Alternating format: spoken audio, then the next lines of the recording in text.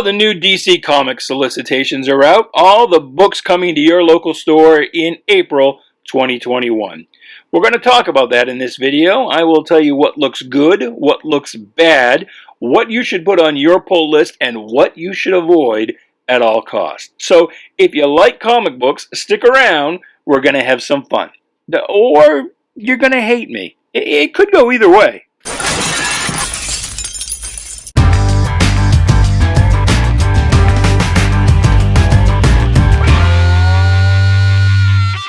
Hey there, Bubby. Welcome to Shanghala. My name is Duke, and this is a pull list episode. As promised, we'll be talking about all of the DC comics coming out in April of 2021, winging their way to a comic book store near you.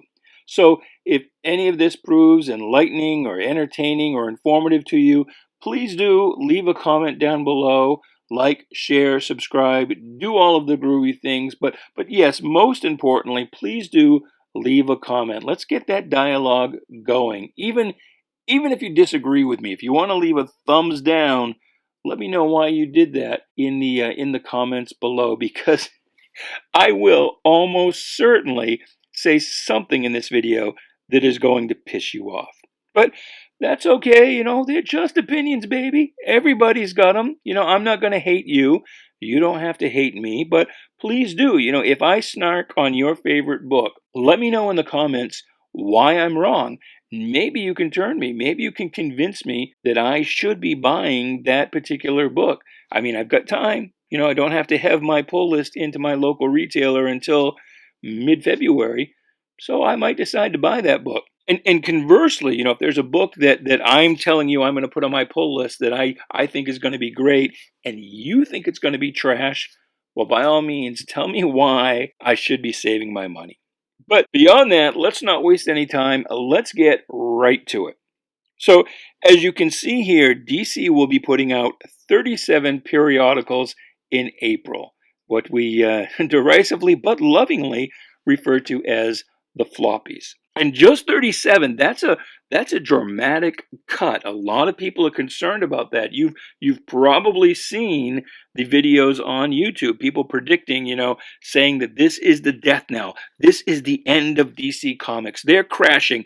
AT&T is going to pull the plug.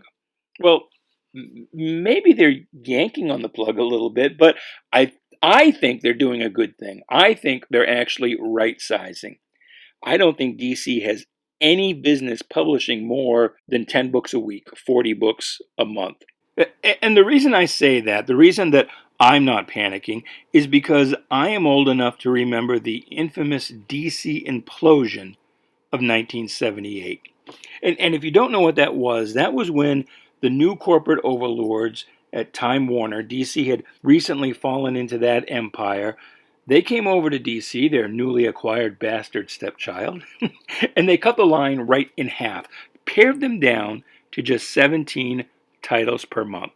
I mean, can you even imagine? The ones who are carrying around their doom signs now and putting out these YouTube videos about how, 40 titles a month is the death knell. If it was 17, they would just be absolutely shitting themselves.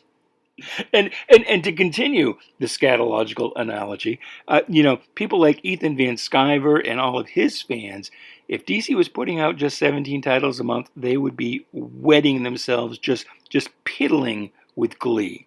But I mean, the sheer number, the fact that 17 is not a lot, that's not my point. My point is that, again, that was in half. So even before that, when DC was quote unquote healthy, they were only publishing 34 titles per month.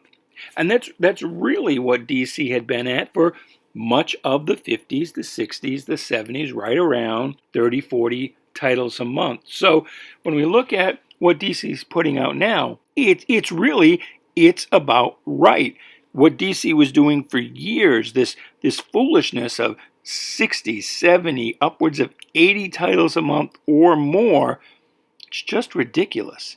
And the new corporate overlords at AT&T, I mean, they don't care. They're not in this game for publishing. They don't care about publishing so many titles a month. They're not trying to make their money that way. They're not trying to flood Marvel off the stands. What AT&T cares about is the intellectual property. And what they want from the publishing is simply to keep that IP visible and therefore viable, to remind people in between movies and TV shows and waves of different merchandise that this material exists, that all kids love it, and most adults also, they love it. So in that regard, again, AT&T doesn't care about how many books DC is publishing. What AT&T is concerned with is getting those books that it is publishing out into the wild, out to the casual consumer, the so-called normies. So that's really where the focus is. That's what AT&T is trying to figure out. But kind of the problem here is that when they do figure that out, they've got a couple of big issues that are in fact evidenced by this lineup for April. And one of those issues is the price of comics. Comic books just cost too damn much. And so you can see that evidenced right here in this chart. You take the standard 32-page comic book, 20 books, more than half of the DC line, 54%, those books are $3.99. And that is a lot more than the average person is going to pay for a comic book, especially when that book, the way they're written today, that book is only going to read in about 10 or 12 minutes. People come away from that feeling cheated. Honestly, I swear to you, this is true. People who are not hardcore fanboys, a casual buyer, they spend $4 for something and it's over in 10 minutes, they're kind of pissed and they're not coming back. And I would argue to you that the two books that DC is doing at $2.99, and those are the last $3 comic books in the entire industry. So, I mean, good on DC for that at least. Even that is too much. And of course, I mean, you got two here at $4.99, and those are just a cash grab. And we'll talk more about those in a minute. But the big thing, the trend, the pendulum swinging in the wrong direction, that is evidenced here by these 40 pagers right in the middle of this chart. 10 books selling at $4.99, $5. That's bullshit. Not to pull any punches, but that is sheer unadulterated bullshit. It is just too damn much. And the thing is, because there have been a ton of people complaining about this. You've seen the videos.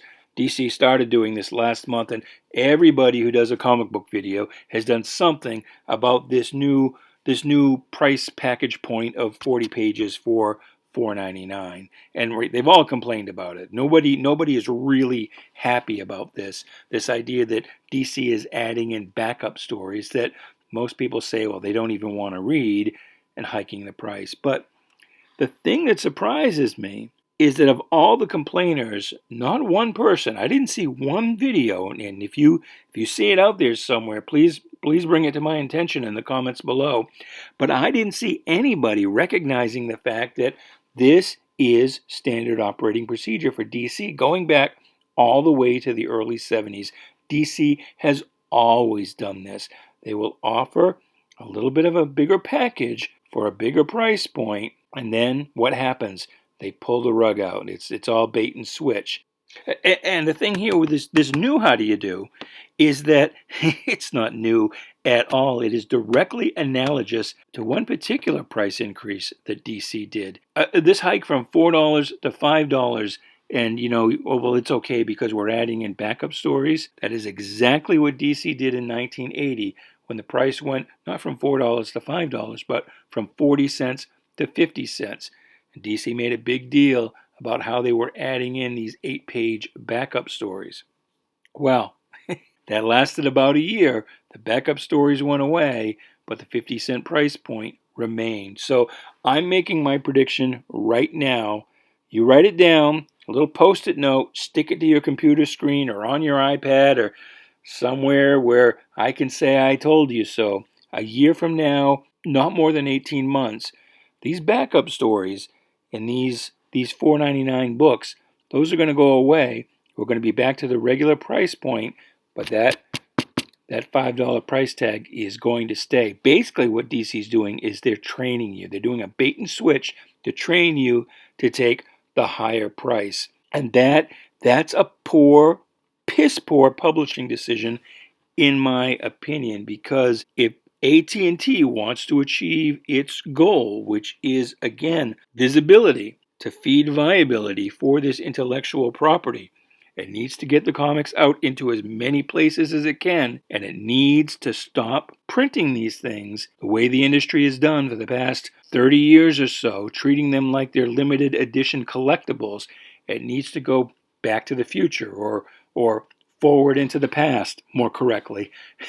It needs to print comic books like they are what they were, which is disposable consumer goods. Just put them out on newsprint, put them out as cheaply as possible, get them out there where people can see them. And then if there's a positive fan reaction, an upswell of support for a particular book, you can always do a trade collection. You can always do an archive edition, with better paper and better coloring. But you need to get this stuff out there cheap. And so these higher price points, and again, this idea of training people to accept that higher price point, it might work with the fanboys, or at least some of them, but certainly it's not going to fly with the general consumer, and those are the people that AT&T, and I argue by cutting the line, AT&T knows this, those are the people that they need to go after. Okay. So that's rant number one. There will be plenty of rants to come. I haven't even begun to talk about the actual books yet. It's probably going to be an hour-long video. Yeah, but real quick then, before we get to the actual books, I just want to show you this one more chart, and this is the example of the other thing that DC is doing wrong. DC / Time Warner / AT&T, and that is oversaturating the market with Batman. I mean, take a look at this. Of the 37 titles that DC will publish in April, 10 of them, 27% of the line, star Batman. And then another 7, 19% more, those are what I'll call Batman adjacent, Batman family. It's Nightwing, Robin, Joker, Harley Quinn, Catwoman. So 46% of the books, nearly half of everything that DC will publish in April, stars Batman. And this is not counting the Justice League books. So you can see here, the Justice League, that accounts for 8% of the line. Superman, not counting, the books that also star Batman, that's 8% of the line. Wonder Woman's got a couple of books, that's 5%. The so-called, mature readers, the Black Label books, that's 14% of the line. And then here's the issue. Everything else that DC has, its entire stable of intellectual property, all the characters it has at its disposal, all of the potential genres that it could be publishing, 19% is everything else. just 19% for everything that's not Batman, Superman, Wonder Woman, Justice League, or Black Label. That is a major red flag, because really, if all of us all at once decided we were sick to death of Batman, and this is what DC was afraid of in the Golden Age, when they wouldn't put Batman in the Justice Society, or even in the Silver Age, the very early Silver Age, there was a reluctance to put Batman and Superman in the Justice League. If what they feared then came to pass now, if we all just decided we're done with Batman, by golly, that would be the end. Okay, so that's it for that. Let's take some time now to actually look at the individual books, and I'll tell you what's hot and what's not. Okay, first off, before we get too deep into this, I just want to take a moment and show you what I use for my solicitations, because a lot of people who do YouTube videos like this, they do this, they scroll through the solicitations on some website. I just want to give a shout out to what I use, and that is this site, firstcomicsnews.com. And the reason that I like them is that they have pretty much everything. I mean, not every single comic book company out there, but most of them, including a lot that are frankly hard to find online in other places. And then the other thing I like is that it's all organized in a way that's easy for me to read, to see what's there, to see what's not there, to tell when something's been added, and the solicitations themselves are mostly clean and organized and easy to read. So yeah, this is my go-to site when I'm looking for comic book solicitations, and that is, as I said, firstcomicsnews.com. Okay, well, let's go ahead and click on the DC Comics solicitations for April 2021, and we'll get started. And so here we are, finally, at long last. I've been yammering at you for a while, but let's get into it. The 37 comic books that DC is going to publish in April of 2021. And right away here, we see the first one, kind of the big one, Green Lantern #1 by Jeffrey Thorne and Dexter Soy. And Jeffrey Thorne got into well, I wouldn't say a lot of trouble, but created a fair bit of controversy when it was first announced he was going on this title, when he said that, in essence, I'm paraphrasing, but, Hal Jordan is a punk. Nobody likes him, and screw Hal Jordan. And you know what? For my money, he's not wrong. I've never really liked Hal Jordan. And I haven't actively disliked him, but, way back in the day, I dropped Green Lantern not long after Green Arrow got booted from the title. And Hal Jordan himself has just never really appealed to me. And then, of course, there's also that issue of, in the 90s with the Emerald Dawn miniseries, back when it was fashionable to to say that, for a hero's journey, you had to start with the potential hero, the prescriptive hero, being an absolute total loser and asshole. And that really ruined the character for me. Not to mention, of course, the whole, Coast City Massacre thing, which I know they've retconned, and Hal Jordan was possessed, or it was the cyborg Superman, or whatever you want to say. But, I mean, the fact is it happened.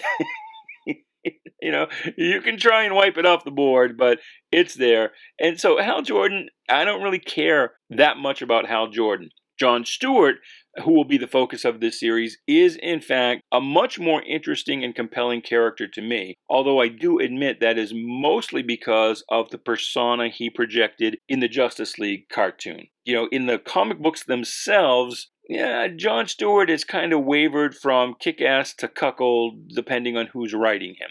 But again, going on the Justice League cartoon, to me, John Stewart is really the more interesting character. So the fact that this is going to focus on John Stewart, the fact that we have quote-unquote disrespected Hal Jordan, none of that really bothers me. What kind of bothers me is who we are pairing John Stewart with. And this, oh my God, I don't even know where to begin. Well, there's kind of two things here. One is, there's just too damn many Green Lanterns. I mean, there's a bazillion and one, and we have a couple of new Green Lanterns already, new-ish, in Jessica Cruz and Simon Baz. Both characters of color, if that's your problem. The Green Lantern Corps is too white.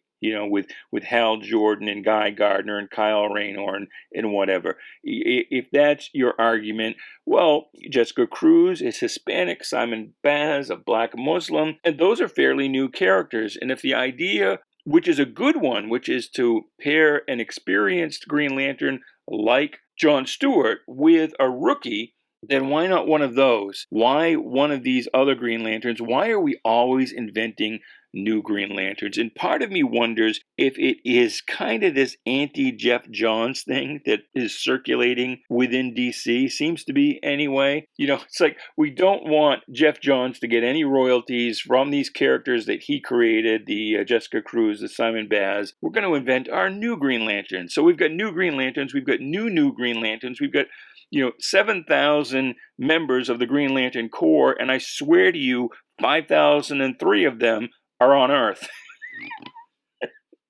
And so that's kind of the aspect here for me. It's not the idea that we've got these two new Green Lanterns, both teenage black females. That's not really the issue for me. It's this throwing in new Green Lanterns unnecessarily. Now, the idea, again, as I said, of pairing Jon Stewart with a rookie is a good one. I've said this, literally for decades. And if you go back to the old Usenet message boards, if they even still exist, right? If you went to rec.arch.comics.dc, you probably wouldn't have to search too long before you found a post with me saying that Green Lantern should essentially be Adam 12 in space. That the Green Lantern Corps should be Hill Street Blues in space. And so if you did that, if you did kind of an Adam 12 thing with Green Lantern, then what would make sense would be to pair Jon Stewart with some kind of an alien Green Lantern, so you get that clash of cultures. What was a TV show that did exactly that? Alien Nation, is that right? Where you had a human cop paired with an alien cop. You'd have kind of the same thing. You'd have that clash of cultures, the experienced veteran. You'd have Jon Stewart being a stand-in for the tough old Irish cop, and the alien being the new immigrant cop kind of thing. And that would make sense. That would be interesting, because then you could do a lot of analogous kind of stories that aren't so quite on the nose and over the, hitting you over the head.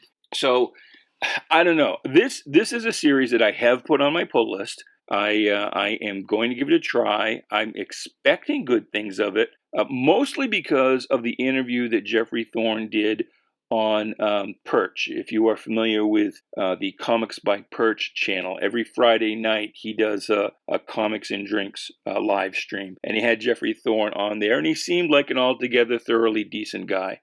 And so I'm not worried that this is going to be woke SJW garbage, that it's not like the John Ridley books where, it's it's going to be like all Black Lives Matter. And please, I'm not saying they don't. Don't get me wrong there. But it's just these, this Teen Lantern is basically, kid shoehorn. Throwing in a new unnecessary character when you already had new Green Lanterns. You already had Green Lanterns of color. If that's your concern, again, if you're concerned that the Green Lantern Corps, at least based on Earth, is too white, you didn't need these new characters. You already had something there. But as I said, again, I would have paired Jon Stewart with a completely alien character, so that all of the analogies you want to draw, all of those conflicts you want to make, are not quite so on the nose. So anyway, this is on my pull list. I think it should be on yours. Moving on, because I think I beat that one up enough. Moving on, Robin, not on my pull list. I hate Damian Wayne. He's a punk. I can't stand him. I won't buy anything with him in it. Pretty much, one exception we'll talk about in a minute. And the other thing here, a lot of people will say, well, it's written by Joshua Williamson and he's popular. A lot of people like him, coming off of his longish run there on The Flash. That's not a selling point for me. Not a knock on Joshua Williamson, but his Flash run to me was typical of most comic books these days. It was just too decompressed. Not enough happened in any one issue to make it worth the $3 or $4 cover price. And then I dropped the book when Williamson did a kind of a Flash year one story, and he explained that the reason that Flash's boots don't burn up when he runs is because he got these special prototype firefighting boots. Well, I was a volunteer firefighter for a few years there, and I know that, if you're doing a woods fire, and you're walking through the smoldering duff, yes, a nice thick sole is good, but for the most part, firefighter boots are not concerned with being fireproof, not for structure fires even. They're more concerned with being waterproof. And you're certainly not going to run in them. Barry Allen would take off at super speed and get about 12 steps before he would fall flat on his face in a pair of firefighting boots. So that was when I was like, okay, now we're not only decompressed, we're just being dumb. So again, I don't want to beat Joshua Williamson up. I'm sure he's a great guy, but he's not an automatic selling point for me the way some writers are. And again, I hate Damian Wayne. So Batman the Dark Knight by Tom Taylor and Andy Kubert. I think that's a book I'm going to give a try. It's a mini series, so we'll see how it goes. It's going to be the European Adventures of Batman, kind of like Spider-Man Far From Home. Maybe we'll get an appearance by the Batman of all nations, if you remember who those are. That's a pretty deep cut. But yeah, Tom Taylor's okay. Andy Kubert is okay. These covers look pretty cool. And so yeah, I'm going to give that book a try. I mean, it's only a 6-issue miniseries, so if I don't love it, I'm not out that much. And I spoke before about the race switching. And here we have the next Batman, Second Son #1, also a limited series by John Ridley. And John Ridley is kind of like Ta-Nehisi Coates. I don't think he really knows how to write a comic book as opposed to script writing. And then the whole idea of just I don't know. I don't want to get somebody's going to accuse me of being a white nationalist just because I'm like, well, we're swapping out everyone who's white in the Batman books and swapping in everyone who's black. And yeah, okay, but it's like, if you want to tell that story, why do it with Batman?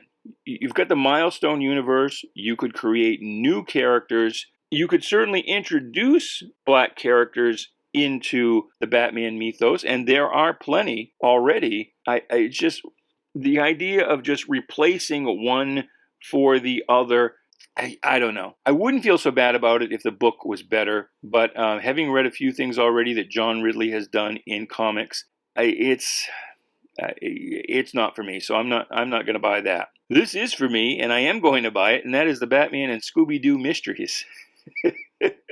I know a lot of you are like, what? You're kidding me. But no, I like the Scooby-Doo team-up series. I had a lot of fun with that. This promises to be a lot of fun. And the other thing, too, a lot of the books that DC does that are aimed at kids are like, they're aimed at, I swear, developmentally disabled kids. The kids that DC does that are aimed at 7 years old, I never in 100 million years would have read when I was 7 years old. I would have turned my nose up at those books.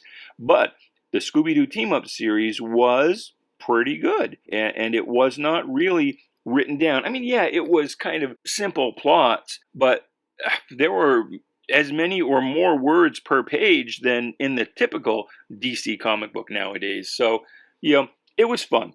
I have a little bit of concern that they are going to be able to sustain Batman and Scooby-Doo teaming up in an ongoing series. And this doesn't say it's a limited series. It looks like it's going to be an ongoing. But maybe they'll do team-ups with, different members of the Batman family now and again. I don't know. So I don't know how long the legs are on this book, but I think I'll be buying it. It'll be on my pull list for as long as it exists.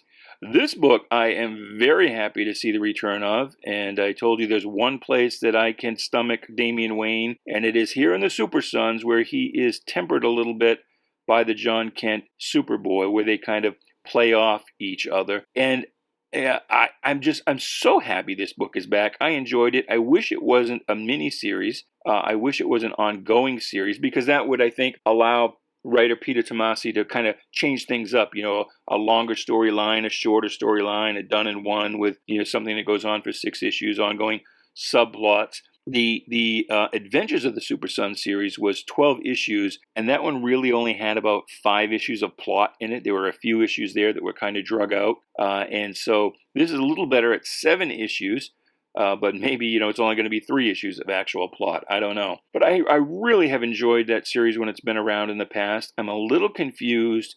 Is this set in another time? Is John Kent back to being a kid the way he should be? Is it an alternate universe thing? I don't know. But this series has always been a lot of fun. I've always enjoyed it. Jorge Jimenez doesn't look like he's doing the interior art this time out. I'm not real familiar with Max Raynor, assuming I'm even saying that correctly, so we'll have to see. But yeah, this is definitely on my pull list and should be on yours. This is the one trade paperback DC is putting out this month. It says first time in print, so I'm guessing that these 19 short tales of Gotham City's craziest clown must have been digital first stories or something. Yeah, the only thing here, this won't be on my pull list just because, I've got a budget, and in order to fit in a $20 book, I have to cut several titles that I'm currently reading. So probably this isn't going to be, well, not probably, definitely isn't going to be on my pull list. Maybe it'll be a splurge item. If when it comes out, I've got a short week and not many books arrive in my pull list, maybe that's something that, I will treat myself with, if it gets good reviews. And I would think with those creators, it probably will. But yeah, this is the one new trade paperback on the list with those 37 comic books. Ruby Justice League #1. Well, if that's your thing, good for you. I'm not into manga. I've got no use for Ruby. And so, yeah, I'm not going to do that. Now, these two books, Action Comics 1030 and down here, Superman 30. I did add both of these books to my pull list, starting with the March issues, and it's entirely because of the writer, Philip Kennedy Johnson. Now, I actually have not ever read anything by Philip Kennedy Johnson. I am adding these books to my pull list entirely on the recommendation of Wes over on the Thinking Critical channel. If you're not familiar, that's an excellent channel here on YouTube, Thinking Critical with Wes, and he has been very effusive about the talents of Philip Kennedy Johnson. So, I've added these books to my pull list. If you add them to yours because of my recommendation, just keep in mind that I added them because of Wes's recommendation. So if you're mad at me, then probably I'm mad at Wes. So by the transitive property of comic book recommendations, you're actually mad at Wes. This will be on him if you don't like these books.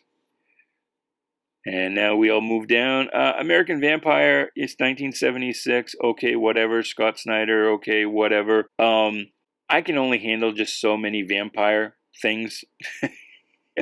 I'm a little full on vampires. So this wasn't for me. If it's for you, great. Glad of it. Batman 107, this is on my pull list. And that is, Batman's been on my pull list for a little while. It keeps teetering on the pull list. I'm a little concerned about this $5 thing. But James Tynion is writing both stories. And the backup is The Legend of the Ghostmaker, one of his new villains. And so that should tie in with the ongoing story, or at least be not so thematically and stylistically opposed to the main story that I don't feel, or I don't expect to feel like I've wasted my money, on this larger book, getting things I don't want. I feel like this will be more of the stuff that I do want, again, in so much as I want it with Batman. As I said, this kind of keeps teetering on the edge of my pull list. Batman Black and White.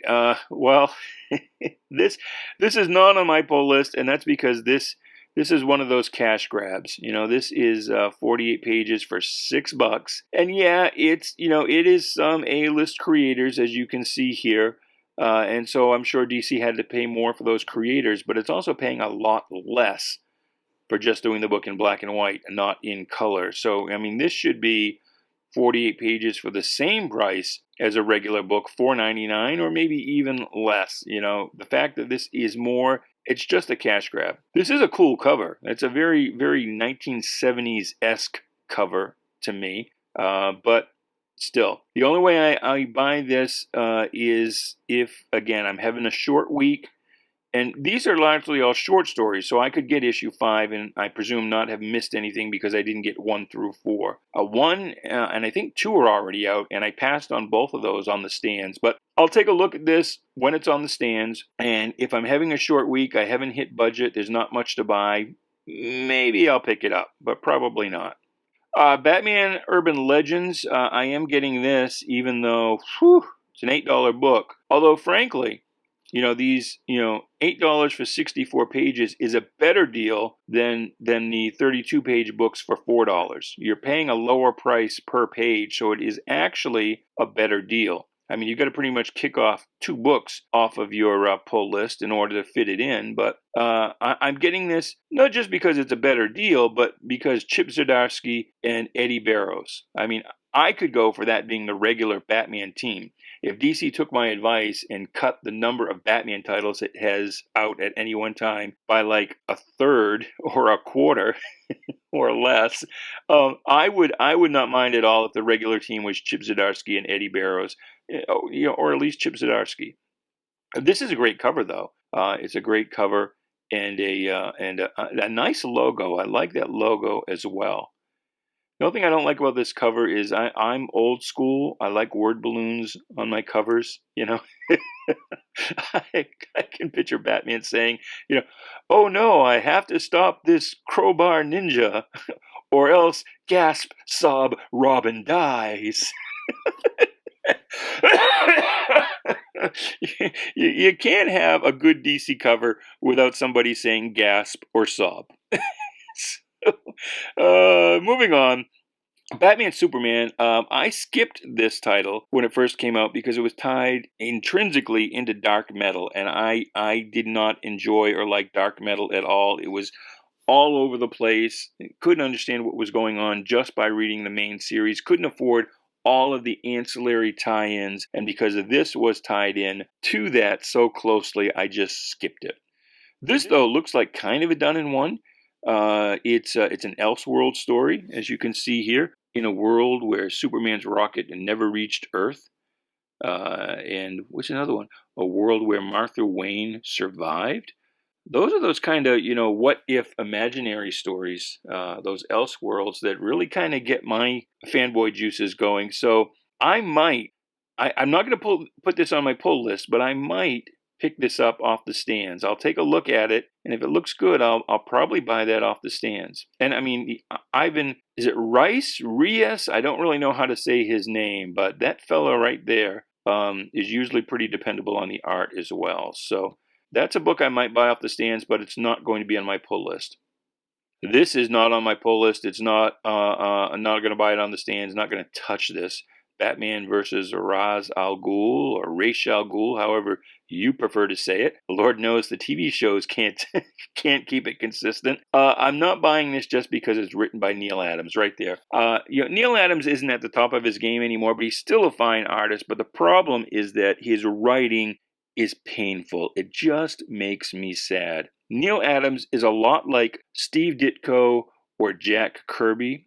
Great storytellers, great artists. They came up with fantastic ideas. They could really plot a story visually, but when it came to scripting, oh God, it was hard to read a Jack Kirby written story or a Steve Ditko story. And Neil Adams is the same way. I have read some of the recent things he's done at DC, and they are just so hard to read. I mean, it literally makes me sad. And so if this was, art and plot by Neil Adams, script by somebody else, I might try it. But as it is, that's a hard pass for me.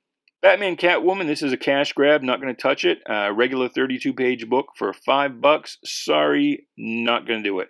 Also, Tom King. Not a fan of Tom King. I don't need another book with him working out his personal issues. I need you to write for me. I need you to write the kind of things I want to read, not the kind of therapy that you need. And plus the other thing is, Tom King blocked me on Twitter, so screw Tom King. A Catwoman, I've said that, I don't really know that Catwoman could or should be the star of her own ongoing series. I think she's better in small bits. This is written by Ram V. I don't know anything by Ram V other than the recent Future State Swamp Thing book, which was just kind of okay. It wasn't, to me, worth $4. I know a lot of people praised it. Perch and Wes both said it was the best book of week 1 of Future State. I was just like, and so, I'm not running out to buy this book because it's by Ram V. So, if it's for you, great, but that's not on my pull list. Crime Syndicate is, again, I'm a sucker for Elseworld stories. I'm a sucker for genuine multiverse stories. We got a cover here with Ultraman fighting Superwoman, although I think maybe she should be called Camel Toe Woman. But it remains to be seen if this is going to be what I consider the real Earth 3 crime syndicate. if this is going to be what I actually consider the crime syndicate. It could be almost anything. And certainly we know that in recent years, DC has played fast and loose with the multiverse and fast and loose with what exactly this world is supposed to be. There have been a lot of versions of it. And I'm just hoping that this sort of, I just want the restoration of the original multiverse. Go ahead and move the focus of the main DCU to a new Earth if you want, but all of the worlds should be back the way they were. But again, I bought this book hoping for the best. We'll see what happens. Detective Comics 1035, I'm not getting that just because I've heard so many bad reviews of Mariko Tamaki. This is a great cover. And again, it just needs a word balloon. If I don't defeat this giant, gasp, sob, Robin will die. And it looks like we're at a funeral too. And I don't know if this guy is actually a giant or if that's just some really weird perspective. But anyway, Mariko Tamaki has gotten some really bad reviews from some people that I trust. And so I'm going to pass on that. The Dreaming Waking Hours, that's, all of the Sandman adjacent stuff is just watered down Sandman. I don't need it. And so that's not for me. Far Sector, we talked about the new shoehorned Green Lanterns, and that's why I didn't really get this. Because again, I don't need another new Green Lantern. So that wasn't for me. Flash, just, DC needs to do a full reboot on Wally West. They've run him through the ringer so much that they've destroyed the character. I don't even want to read anything with him in it anymore. And so that's a pass for me. Harley Quinn, kind of like Catwoman, she's better in small doses, I think. In the comics, I really don't have much use for Harley Quinn. I like the recent DCU, or I guess now HBO Max, cartoon series. Took a little getting into with the language. But as far as a comic, I've never really been able to sustain my interest in Harley Quinn for very long, so this is a pass for me. I did go ahead and try The Joker, again, because it's by James Tynion, who's doing the regular Batman title. Not because I love James Tynion as a writer, but again, because I expect this to be kind of marching hand in hand with the regular Bat book, and just to see how he treats the Joker. There have been lots of attempts to make the Joker the star of his own series, and I think, again, like Harley Quinn or Catwoman, he's better in small doses. Too much of a good thing is a bad thing, or too much of a bad thing is a worse thing. So I don't know how long I'm going to stay with this book, but I do have it on my pull list right now. Justice League number 60. Brian Michael Bendis. I've hated everything he's done at DC. I ended up dropping Action Comics and Superman because of him. I haven't dropped the Legion because the Legion is my thing. I'll buy that no matter who is writing it. But boy, I have hated everything, every single thing that Brian Michael Bendis has done with the Legion. I've hated the changes he's made. I've hated the stories that he's writing. I've hated the fact that the plotting is glacial and nothing happens. It's just a terrible book. And the Legion is not on here. We have not got any word from DC that the Legion has been canceled. But it hasn't been on the solicitations for the last couple of months, so we'll have to see what happens there. But Brian Michael Bendis on the Justice League does not appeal to me at all. That's a pass. Man-Bat, this is like just a totally rando book. This is like kind of like in the, the 90s, the late 80s, when DC would just pump out these kind of really random things. I don't know that there was a call for a Man-Bat book, even a miniseries. I don't know who was clamoring for this, so I don't know. Maybe it's great. I haven't heard anybody say anything about it. I don't know if the first issue is out yet, but I haven't even seen any reviews of anybody looking forward to it. So I don't know. Nightwing, I've never been a big Nightwing fan, and that is probably because, as I've said before, I grew up child of the 70s, teen of the 80s. So when I first started reading comic books, Robin wasn't a thing. Dick Grayson was, he was off to college. He was completely out of the Bat books. And so I did not have Robin, Dick Grayson ingrained into my comic book reading psyche the way maybe some of you have. And then when he was in the Teen Titans, he was just kind of the leader. He didn't really have much character there either, by and large. And so I've never been a big Nightwing fan. I know some of you just love Nightwing. This, by the way, is a great cover. Interesting, compelling. But I don't know. I think what might make me read Nightwing is if it was Nightwing and Flamebird. If they did a thing where Dick Grayson decided that I'm going to be a better dad than my dad was, meaning, Bruce Wayne, Batman, that, he kind of messed me up. He really messed up all the Robins who came after me. That's a storyline that I think would appeal to your basic fanboy today. And even though I've said that comic books should be aimed at kids, at younger readers, not the 40-year-old fanboys that are pretty much the only ones reading them today, I think among that fan base, that kind of storyline would play well. This whole Nightwing takes on a partner because he's going to try and be a better dad than his dad was. So yeah, Nightwing and Flamebird might be a book that I would read, but Nightwing by himself, it's just why, Another why is Rorschach by Tom King. A lot of people talked about the first issue, but I haven't heard any chatter on the YouTubes or the Twitters about this book since. It's like it's just fallen right off the earth. Are you still reading this? Do you like it? I got the first issue and ended up not even reading it. Again, I've since had a parting of the ways with Tom King. Again, if he's going to block me, I'm going to block him. I'm not going to buy his book. So I don't know. And then the whole idea of this thing that this Rorschach was going to be based on a liberal progressive version of Ayn Rand, and I can't tell you who that person is off the top of my brain. It's not a name that I knew beforehand, and I looked into her a little bit and obviously wasn't impressed with her philosophy. So I don't need a character who's basing their entire worldview on that, I don't think. So lots of reasons why I'm not getting this book. Scooby-Doo, Where Are You? That is a book that when I complete my monthly order, and if I haven't quite got to budget, sometimes I will throw this in. So, I may end up putting this on my pull list. I may not. Sensational Wonder Woman, I guess this is reprinting the digital stories. So I guess, I don't know. I think what DC Comics ought to do is they ought to revive Sensation Comics and make it like an all-chick cheesecake book.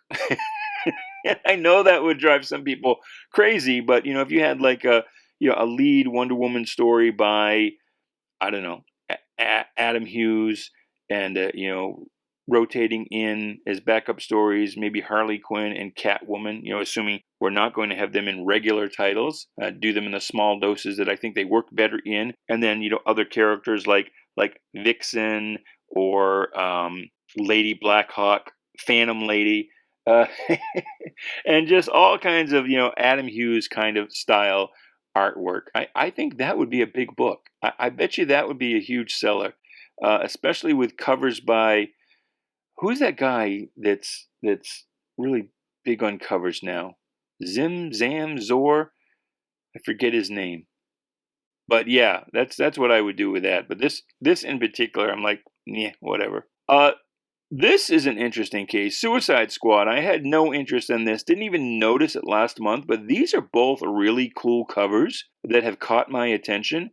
And so I'm not going to add this to my pull list. But these covers for number 2 make me think maybe I'm going to look at number 1 when it comes out on the stands. Because I think I'm going to want number 2.